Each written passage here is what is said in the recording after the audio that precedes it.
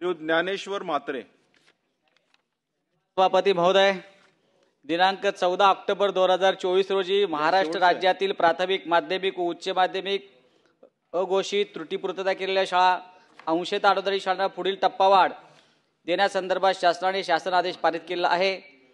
मात्र हिवाळी अधिवेशन 2024 अर्थसंकल्प अधिवेशन 2025 मध्ये अनुदानासाठी निधीची तरतूद झालेली नसणे यामुळे राज्यातील शिक्षकांमध्ये प्रचंड संताप आणि नाराजी व्यक्त केली जात असणे, वाढीव टप्पा न मिळाल्याने काही शिक्षकांनी आत्महत्या करणे, शिक्षकांना हृदयविकाराचा झटका येणे, अर्थसंकल्प अधिवेशन दरम्यान राज्यातील अनेक शिक्षकेतर बांधवांनी अंगावर रॉकेल ओतून स्वतःला पेटवून देण्याचा व आत्मदानाचा प्रयत्न केला असणे, अशा अनेक संकटांसमोर आर्थिक संकटाला शिक्षकांना सामोरं जावं लागत आहे। कर्जबाजारी झाले आहेत।